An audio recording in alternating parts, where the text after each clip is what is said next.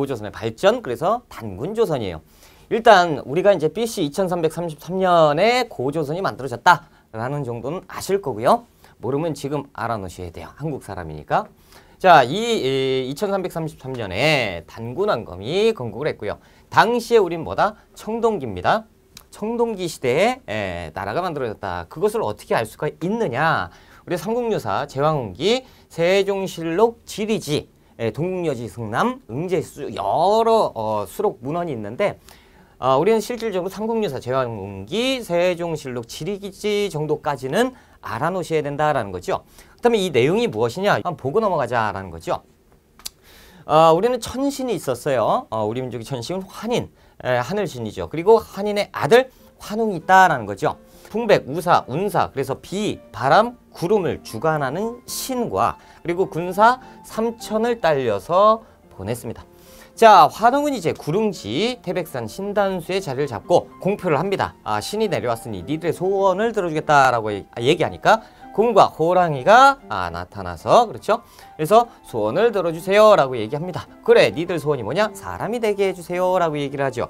그래서 그렇다면 이제 쑥과 마늘을 먹어라 라고 얘기를 합니다. 그렇죠? 그래서 며칠, 100일 동안 버텨라 라는 거죠.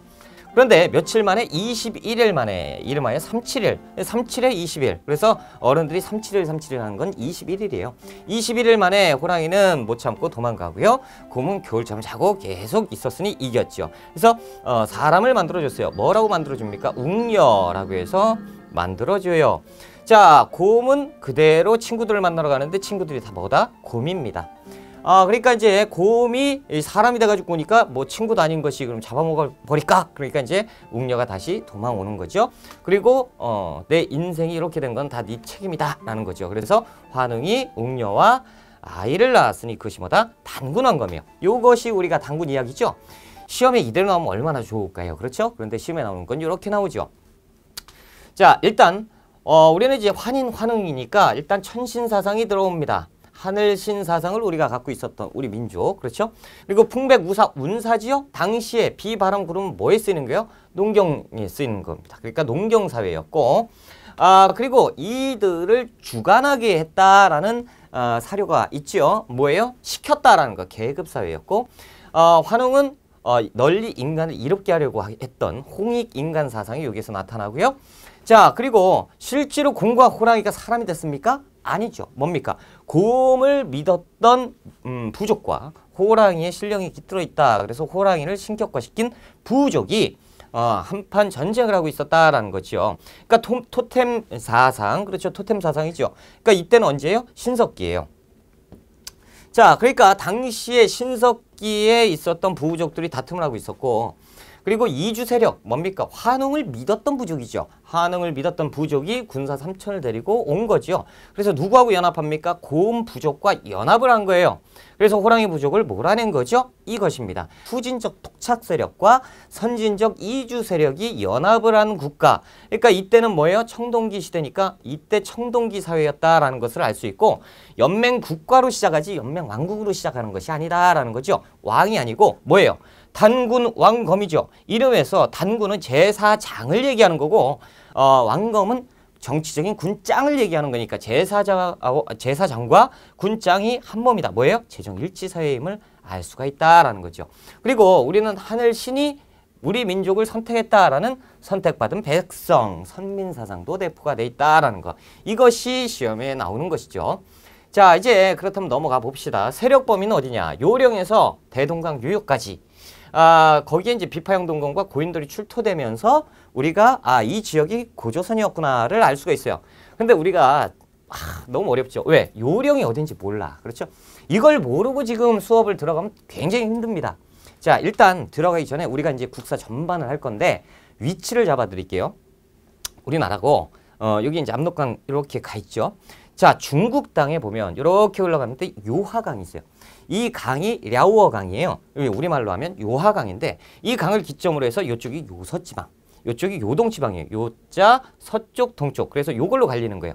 그러니까 요서와 요동을 합한 것, 이 지역을 뭐라고 하냐면 요령이라고 부릅니다.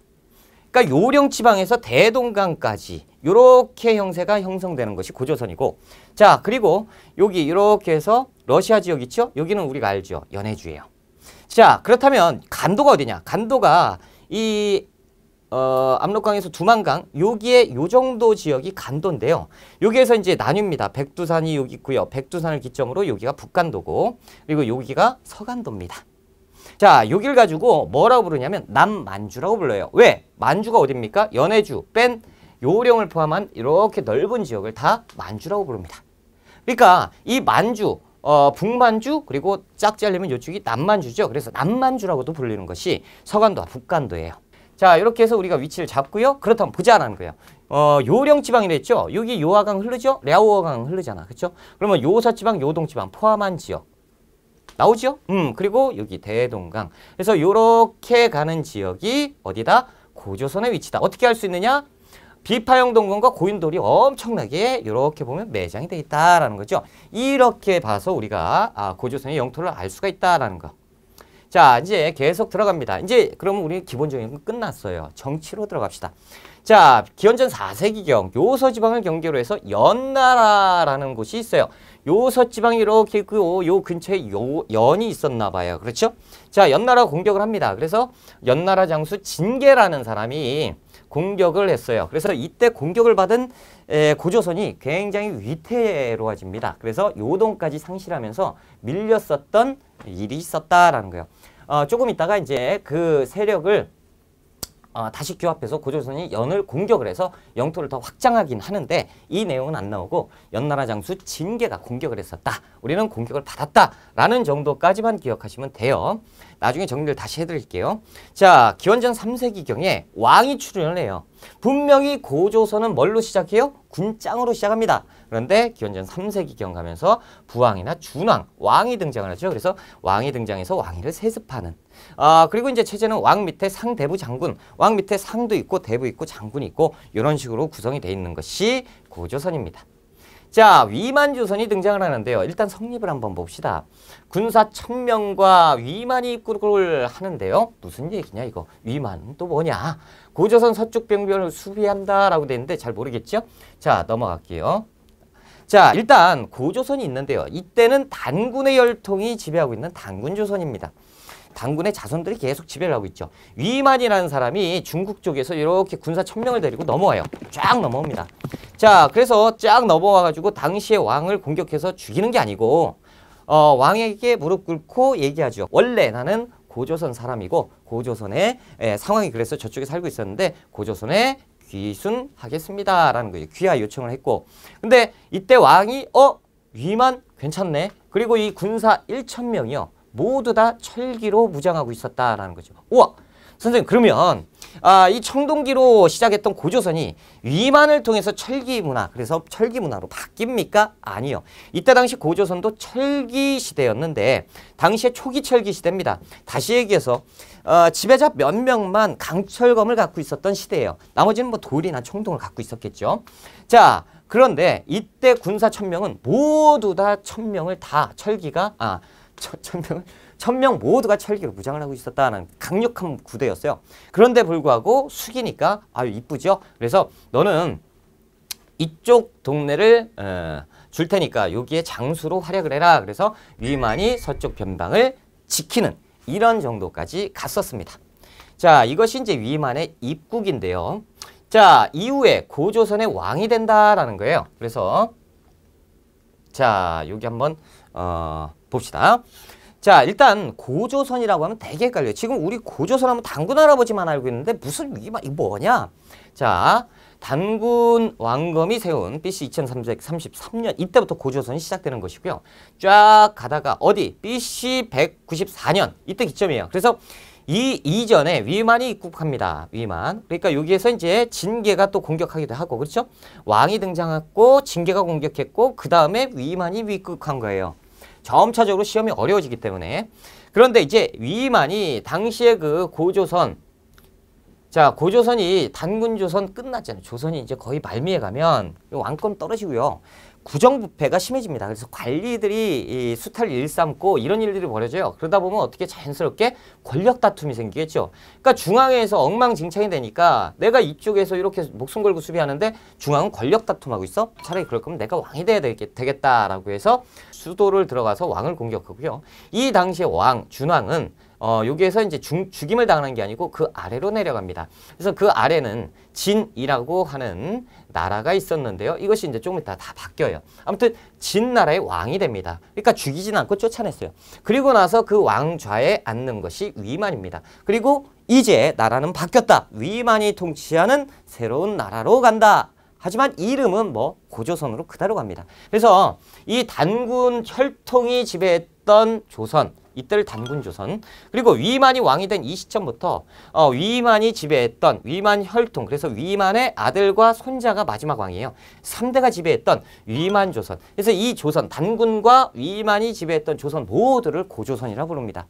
그리고 우리가 시험이 어려워져서 여기를 가라고 사료에 집어넣고 여기를 나라고 사료에 집어넣고 여기를 기역, 니은, 디귿, 리을 해가지고 딱 해서 가. 이런 식으로 시험이 출제가 될 수 있어요. 그러니까 우리가 단군조선 구분해야 되고 위만조선도 구분을 해야 됩니다. 자, 이제부터 위만조선으로 들어가게 되는 것이죠. 자, 일단 봅시다. 사회, 철기문화에 그래서 뭐라는 얘기예요? 본격적인 수용. 당시의 고조선도 철기 시대의 문화였다라는 거예요. 초기 철기. 이게 청동기에서 철기로 바뀐 것이 아니고 철기가 본격적으로 싹 다 수용됐다. 그래서 그 병졸들까지도 강철로 무장이 된 그 본격화된 나라로 발전을 했다라고. 그래서 위만조선 하면 일단 철기 문화의 본격적인 수용 하나. 그리고 나서 이제 상업이 발달을 하는데요. 중개무역이 번성을 합니다. 이 내용은 바로 설명을 드릴게요. 동방이 예, 남방이 진, 한나라. 얘들 사이에서 직접 교약을 차단을 하게 되는데요. 이 내용은 무슨 내용이냐 한번 보자라는 거죠. 자, 고조선의 중개무역을 한번 말씀을 드릴게요. 일단 고조선 위만조선입니다. 위만조선이니까 예전과는 틀리게 군사력이 굉장히 강해졌습니다. 무장을 했죠.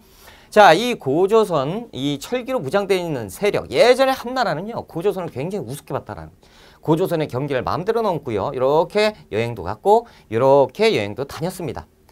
그런데 이제 어느 순간부터 이 넘어가자마자 어떻게 됩니까? 고조선 병졸들이 잡아서 바로 처형을 해버려. 죽여버린단 말이죠. 왜? 그러면 이제 예전하고 달리 우리는 이 약한 고조선이 아니다라는 거예요. 우리는 철기로 무장돼 있어. 니들이 철기로 무장돼 있고 선진문화에서 우리가 그냥 참고 있었는데 이제는 아니다. 만약에 니들이 이렇게 되면 경계를 넘었으니까 전쟁을 선포한 거다. 전쟁할래? 이렇게 되는 거죠. 그러니까 이제 고조선이 강력한 철기로 무장이 돼 있으니까 한과 어느 정도 대립을 하게 되고 한도 이제 짜증나기 시작하는 거예요. 왜요? 고조선의 경계를 넘을 수가 없어요. 그러니까 이쪽하고 이동하려면 이렇게 올라가서 이동을 해야 되고 요 진나라하고도 하려면 이렇게 해서 바다를 건너야 돼요. 얼마나 힘듭니까? 그렇죠? 이런 문제점이 생겨요. 고조선에서는 이제 중개무역을 머리를 쓰기 시작하는 거예요. 그러니까 요쪽의 물건을 요쪽 변방에다가 사가지고 여기에 박아 놓는 거예요.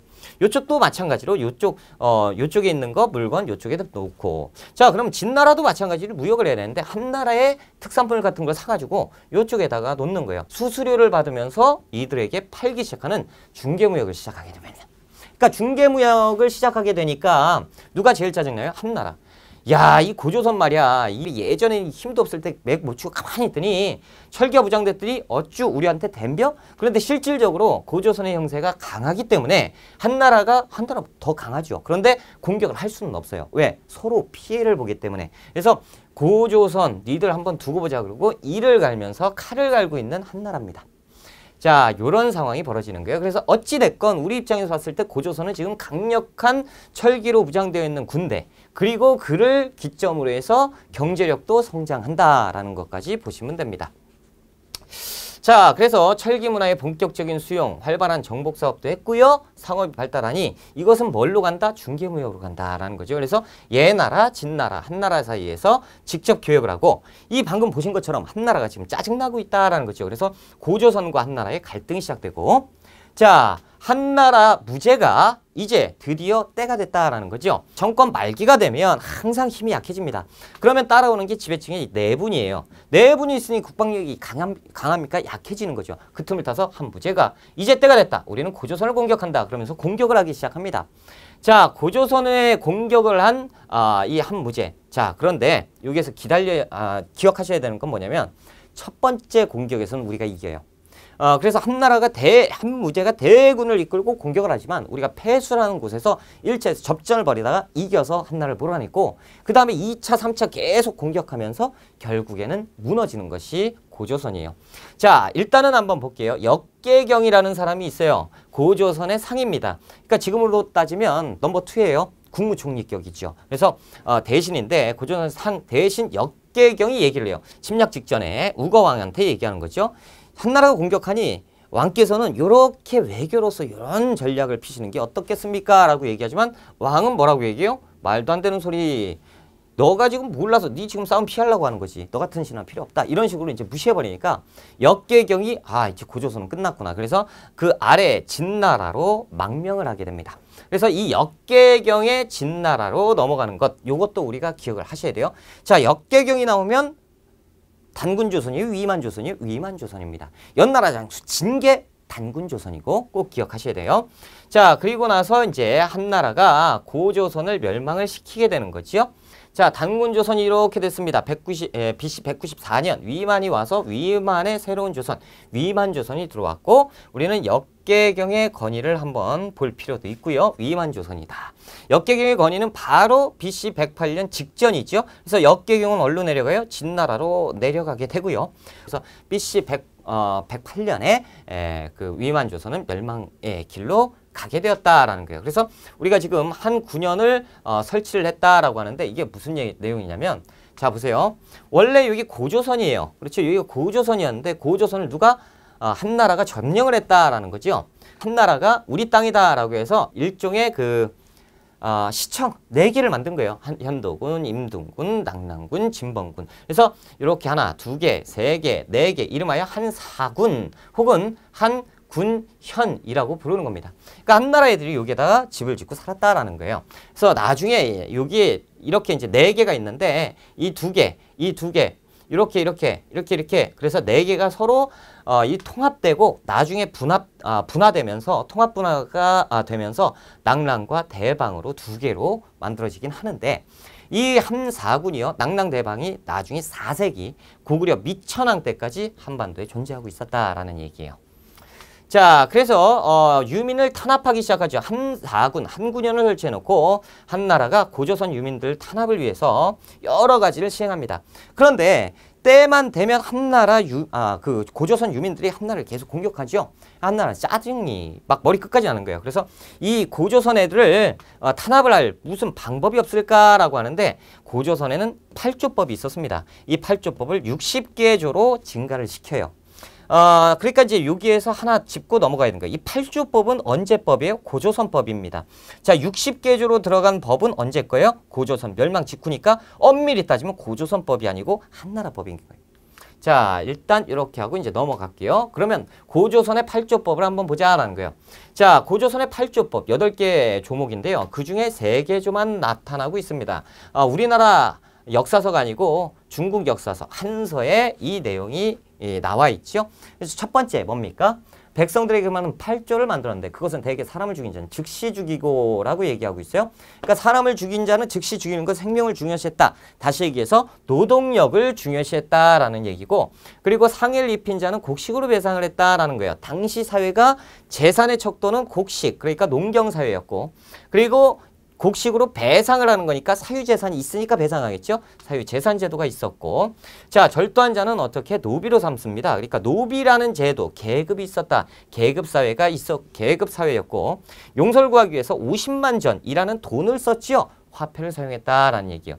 그리고 여기에 보면 여자들은 모두 정주를 지켜야 된다라는 내용이 있어요. 음란한 짓 하면 처벌하겠다. 남성들은요 없어요. 그래서 여성들만 처벌 조항이 있었다라는 게 가부장적 사회였다라는 것을 증명을 한다라는 거죠.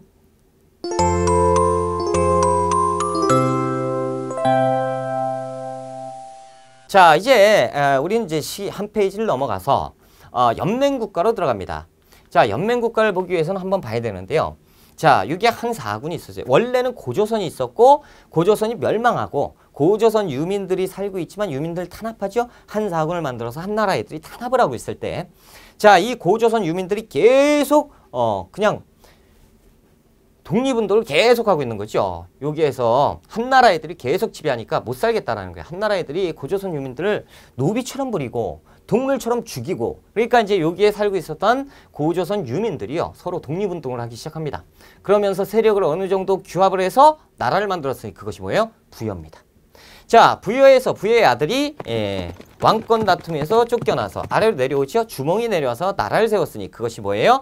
고구려입니다. 졸본 지역에 나라를 세웠고, 그리고 옥저 동해, 자생적으로 옥저와 동해가 이쪽에서 만들어졌고요. 그리고 이 아래 진나라가 있었잖아요. 진나라가 이제 쪼개집니다. 그래서 마한, 그리고 변한, 진한, 이렇게 해서 마변진으로 나뉘게 돼요. 자, 일단 부여와 고구려 위치는 우리가 알겠는데요. 옥저동의 위치를 몰라요. 그래서 앞잡다는 뭐예요? 한반도에 옥동자가 살았습니다 라는 거죠. 옥동자. 자, 그리고 이렇게 해서 앞잡다서 마변진으로 기억하세요. 그래서 부여, 고구려, 옥동자, 마변진이다 라는 거예요. 마변진 한 5번 하면 외워져요. 그렇죠? 그래서 우리는 위치는 외웠다라는 거예요. 부여, 고구려, 옥동자, 마변진. 됐어. 자, 넘어갈게요. 이렇게 해서 우리가 연맹국가로 넘어가게 됩니다. 자, 첫 번째 연맹국가 부여를 한번 볼게요. 부여의 발전. 자, 송화강유역의 평야지대에서 건국 필요 없어요. 그냥 제일 윗동네에 넓은 지역에서 살았다라고만 기억하시면 됩니다. 1세기 초에 왕호를 썼다라는 거죠. 자, 우리가 왕호를 쓴 나라는 부여와 고구려밖에 없습니다. 나머지는 다 군장국가예요.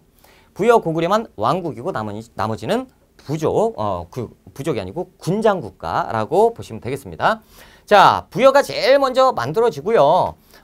평화를 위해서, 중국과 안정을 위해서 중국과 평화관계, 외교관계를 체결을 합니다. 그러니까 중국 역사서에 부여라고 하면 부여에 대한 나라는 굉장히 근엄하고 후덕하고 사람들이 좋다라는 표현을 써요. 잘 써놨어요. 왜 그래요? 친교 관계이기 때문이에요. 자, 후기로 가면 3세기 말에 선비족이 쳐들어옵니다. 그래서 이때 약해져요. 그리고 쫓기고 연나라도 쳐들어왔다가 나중에 5세기 고구려에 편입되는 것이 부여예요.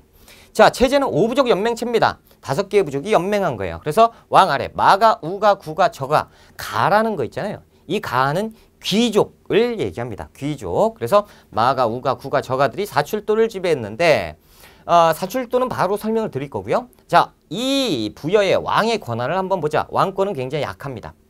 그래서 왕에게 자연재해 그리고 패전, 전쟁 나가서 지면 모든 책임을 담으로써 왕을 죽였어요. 왕 부족은 궁궐, 성책, 감옥, 창고 이런 것들을 보유했다. 설명이 좀 필요한데요. 한번 봅시다. 이게 사출도입니다. 그러니까 부여라는 나라는 이렇게 해서 4개로 쪼개요. 그래서 행정구역, 지금은 뭐 경기도, 뭐 전라도, 경상도, 뭐 강원도, 충청도 이렇게 쪼개는 것처럼 이게 이제 행정구역이죠. 4개로 쪼개요. 그래서 그 한 군데는 마가, 우가, 구가, 저가가 통치하는 것. 이걸 가지고 4개. 그래서 이름하여 부여의 행정구역 사출도라고 부르고요. 이것을 중앙에 왕의 부족이 장악을 해서 중앙에서 이들을 통제하는 겁니다. 자, 그렇다면 왕권이 강해 보이잖아요. 그런데 그렇지 않다라는 거예요. 왕권은 굉장히 약했다라는 거예요. 이유는 왜 그래요? 자, 이 마가, 우가, 구가, 저가 왕과 1대1로 전쟁을 한다면 왕 부족이 이겨요. 그러니까 왕의 부족이 가장 크긴 해. 하지만 자, 마가와 우가 경우에 따라서 이제 저가 이렇게 3팀이 합세를 했다라고 하면 얘기가 틀려지죠. 왕은 그대로 깨질 겁니다. 그렇기 때문에 왕권이 굉장히 약한 나라가 부여고, 그리고 외침이 쳐들어와요. 외적이 쳐들어옵니다. 자, 외적이 쳐들어올 때 그냥 나갈 수가 없어요. 그래서 왕이 직접 귀족들을 만나서 군대를 빌리기도 합니다. 그래서 왕이 가가지고 군대를 좀 빌려주세요. 얘 외적이 너무 많습니다. 그럼 군대를 빌려줘요. 근데 군대를 빌려가지고 전쟁에 참여했는데 얘들한테 졌어. 그럼 어떻게 됩니까? 얘들 병사들 다 죽인 게 누구예요? 왕이죠. 그러니까 왕이 뭐 이런 게 있냐? 너 죽어라. 그래서 죽여요. 그리고 흉년이 졌습니다. 흉년이 지면 하늘이 노한 거예요. 왜? 왕이 정치를 잘못해서 다 모여가지고 왕을 죽입니다. 그러니까 왕이 굉장히 약한 나라가 부여예요. 자, 오부적 연맹체 그리고 왕의 권한. 그래서 사출도는 무조건 시험 문제 나오니까 체크해 두시고. 자, 경제로 갑니다. 반농 반목이에요. 말 그대로 농사를 반만 짓고 반은 목축업을 해요. 영토는 굉장히 넓지만 기후가 안 좋아. 그래서 농사를 잘못 쳤다 흉년이 지면 답이 없어요. 그래서 한쪽은 목축업을 담당을 했었다라는 거예요. 반농 반목이 경제고요. 특산품 말주옥 모피입니다. 말주옥 모피. 이것은 조금 있다가 발에도 똑같아요. 말주옥 모피 특산품. 왜냐면 자, 위치 자체가 부여죠. 여기도 조금 있다가 발해가 들어서요. 그래서 발해와 부여는 거의 반농만복, 이 경제 같은 것은 흡사하다라는 거예요. 지금 외워두시는 게 좋아요. 기타. 풍습은 순장이죠. 살아있는 사람은 매장시키는 거예요. 그렇죠? 그 군장이 죽었을 때 그를 따랐던 사람들 같이 매장을 시켰고, 후장이라는 게 있는데 여러분도 모르셔도 됩니다. 후하게 장례를 치른 건데 우리는 순장만 기억하시면 되고, 우제전법이에요. 우제전법. 소를 죽입니다. 소를 죽여서 소의 굽을 봐요. 자, 보세요. 소를 죽였는데 굽이 이상하면 이상하죠. 그러니까 소를 죽여놓고 굽을 딱 봤는데 굽이 깨끗해. 그러면 아, 신이 우리를 도와주고 있다. 전쟁도 참여하고 그러는데, 아, 소를 죽여 굽을 딱 봤더니 그 소 굽이 갈라지거나 뭐 피가 나요. 이거 상관도 없는데. 그러면 괜히 기분이 안 좋잖아요. 그렇죠? 그러면 외적이 전쟁이 나도 전쟁에 참여하지 않았어요. 이 제도가 우제전법이에요. 아, 그렇다고 점쳐가지고 그래요? 왜? 만약에 전쟁 나가지고 내가 왕인데 전쟁 나가지고 졌어. 그럼 제 목도 없어져요. 그러니까 이런 제도가 있었다라는 거, 우제전법이 있었고. 자, 형사취수제가 있습니다. 형사취수제는 뭐냐면, 자, 형이 전쟁에 나가서 죽었어요. 그러면 형수가 있고 조카가 있잖아요. 이들은요, 그 죽임을 당한, 그러니까 이제 그 사람들의 노비로 되고 형님의 재산은 다 저쪽으로 넘어갈 거 아닙니까? 그걸 방지하기 위해서 형이 딱 죽으면 형수를 제 첩으로 들리고, 그리고 내 조카들을 양자로 삼는 법이에요. 그것이 형사취수제입니다. 그러니까 당시에 노동력을 중시하기 위한 것이다 라는 거죠. 자, 영고라는 제도가 있는데 하늘에 제를 올릴 때, 하늘에 제사를 올리는 제도예요. 그래서 12월 달에 영고, 엄청나게 중요합니다. 영고 사출도는 부여의 단골 문제 같이 따라 나와요. 그래서 꼭 외우셔야 됩니다. 법률 굉장히 엄했어요. 그래서 살인자는 죽여버렸고, 그 가족은 노비로, 아니 내가 잘못했는데 가족까지? 그러니까 어떻게 사람을 죽이면 안 된다라는 엄한 법령이 있었겠죠. 그래서 이걸 가지고 연좌제라고 불러요. 연좌제가 있었고, 일책 12법 한 번 잘못하죠. 그러니까 도둑질을 했다 그러면 12배로 갚는 거예요. 그리고 가늠한 자, 투기한 자, 이런 사람들은 다 죽였다라는 거죠. 엄했다라는 것이 부여. 자, 그렇다면 우리가 고구려 한번 볼게요. 고구려 주몽이 쫓겨와서 세운 나라가 고구려입니다. 졸본 지역에다 건국을 했고요. 유리왕 때 국내성으로 천도해요. 그래서 졸본에서 국내성 시대로 가는 것이 고구려입니다. 자, 1세기 태조왕 때는 옥저를 복속해요. 그래서 옥저에게 공납을 받습니다. 그러니까 이제 강력한 나라로 발전하고 있다. 자, 고구려 부여의 아들 주몽이잖아요. 그러니까 이의 머릿속에는 주몽도 그 궁에 왕실 교육을 받았던 사람입니다. 근데 쫓겨나서 나라를 급하게 세우느라고 깃발 꽂고 여기 이제 고구려야 했으면 이제 정치 체제를 잡아야 되잖아요. 근데 이 급할 때 정치 체제를 언제 다 계산하고 계획하고 그러겠어요. 그러니까 이 당시에 주몽의 머릿속에 있는 그대로를 끄집어내요. 그러니까 부여의 제도하고 똑같습니다. 부여의 이제 오부족 연맹체, 고구려도 오부족 연맹체인데 이름은 좀 틀려요. 이름은 왕 밑에 상가, 고추가, 가가 있죠. 그러니까 마가, 우가, 구가, 저가는 어디야? 부여죠. 근데 고구려는 상가, 고추가. 그 밑에 또 사자조의 선인 이런 관리들을 들여놓고 있다. 경제는 북한 보세요. 북한 죄다 산이잖아요. 무슨 농사를 집니까? 그러니까 산악지대이기 때문에 농사 짓기가 힘들어요. 그래서 약탈, 뺏는 약탈 경제가 발달했고요. 특산품으로 맥궁이라는 활인데 짧은 활이에요. 근데 이 짧은 활이 짧다 보니까 사거리는 좀 떨어질 것 같잖아요. 근데 사거리도 길고 적중률이 높았다. 그래서 맥궁이라는 것이 있는데요. 요게 시험 문제 나오면 틀리라는 얘기입니다. 굉장히 어렵다라는 얘기죠. 자, 부경은 집집마다, 고구려 집집마다 작은 창고를 갖고 있었어요. 그래서 부경이라는 단어가 나오면 고구려구나 라고 아시면 되겠습니다. 자, 기타 풍습. 엄격해요. 당연하죠. 고구려 하면 괜히 무섭잖아. 그렇죠? 엄한 법률. 그 이유가 뭐가 있냐면 뇌옥이 없어요. 뇌옥. 이름하여 감옥이 없다는 얘기야. 그러니까 감옥이 없으면 웬만하면 그냥 죽여버렸겠지. 그러니까 굉장히 엄했던 나라가 고구려예요. 중대한 범죄자, 그러니까 영모라든가 이런 중범죄자는 제가에 의해서 판단합니다. 재가외에서 뭐가 열렸다 그러면 거의 다 사형이다라고 보면 돼요. 중범죄자. 일책시비법 똑같죠? 부여하고 똑같은데요? 근데 우리는 일책시비법이 나오면 부여로 보세요. 그렇죠? 자, 만약에 고구려의 일책시비법이 등장을 했다 그러면 요거 하나만 안 내요. 뒤에 있는 서욱제 이런 걸 딸려서 내줘요. 자료에다. 그러니까 이렇게 시험 문제 나오는구나. 우리는 일책시비법 그냥 부여. 하지만 고구려도 있었다. 하지만 시험에 나오면 부여다. 자, 서욱제예요. 서욱제는 어떻게 되는 거냐? 보자. 자, 남자와 여자가 결혼합니다. 남녀가 결혼을 하면 이 여자 집에서 바빠져요. 집 본체가 있는데 뒤에 별채를 하나 더 짓게 됩니다. 이게 서욱이라는 거예요. 별채 이름이 서욱이에요. 그래서 이 서욱에서 이 남자와 여자를 결혼을 시킵니다. 같이 살게 해요. 그러니까 이른바 대릴사위제지요. 이 남여 중에 자식이 나와요. 이 자식이 성장해서 결혼할 때쯤 되면 이제 분가해서 이들도 역시 이런 제도로 가게 되는 것. 이게 서욱제예요. 그래서 대릴사위제가 고구려 서욱제다라는 걸 아셔야 되고요. 자, 이제 됐습니다. 제천행사는 동맹입니다. 왠지 동맹은 뭐예요? 같이 해서 싸우는 거. 왠지 싸우는 거. 동맹. 고구려 동맹. 10월 달인데 자, 고구려의 부여의 제천행사는 12월 달 연구했는데 고구려의 10월 동맹이 나온다. 제천행사가 나온다 그러면 꼭 나오는 게 국동대열입니다. 나라 국자 동력 동자를 쓰는데 나라의 동쪽 끝지방에 혈자리가 굉장히 좋은 지역이 있다. 거기에서 하늘에 재를 올렸다. 이름하여 국동대혈. 그러니까 10월 동맹이 나오면 국동대혈이 같이 나와주는 게 고구려입니다. 체크 잘 해두셔야 되고요. 자, 고구려는요. 주몽과 그의 어머니 유아 부인을 신격화시켜서 신으로 받들어서 제사를 올렸습니다. 그래서 이것도 꼭 기억해 주시고요. 자, 이제 옥저로 갑니다. 옥저, 동해. 모두 다 군장 국가입니다. 그래서 이들은 위치 모르셔도 된다고 아까 보셨잖아요. 자, 읍군이나 삼로. 그래서 읍군이나 삼로 등이 지배를 하는데 우리 시험에는 읍군이 나와요. 읍군. 삼로는 거의 안 나옵니다. 읍군 나오면 옥저구나 라고 보시고요. 당연히 바닷가니까 해산물이 풍부하겠죠. 농경이 발달을 했고 왜? 땅이 좋잖아요. 바닷가니까. 하지만 이제 안타깝게도 고구려에 공납을 했어요. 불쌍한 나라 옥저예요. 자, 옥저의 풍습을 봅시다. 가족 공동묘가 있는데요. 가족이 죽으면 가매장한 뒤에 뼈를 줄여서 목각 안에 안치하는 장례 풍습이에요. 어렵죠? 그렇죠? 자, 한번 봅시다. 이 집이 있고요. 집 앞에 할아버지가 돌아가셨으면 무덤을 져요. 아버지 무덤, 어머니 무덤. 좀 있으면 내가 죽어. 내 무덤. 완전히 무슨 공동묘지가 되잖아요.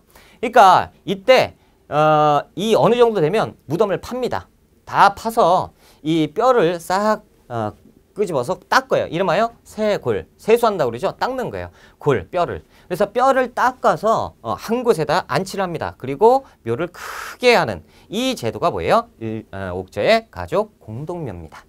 자, 이 가족 공동묘 기억을 꼭 해주시고 시험 잘 나옵니다. 그래서 경우에 따라서 목각 입구에 쌀 항아리를 매달아 놓는 경우도 있었어요. 민며느리제가 있습니다. 여자가 남자 집에 가서 성장한 뒤에 남자가 예물 치르고 혼인하는 풍습인데 이건 또 뭐냐라는 거죠. 봐보자라는 거예요.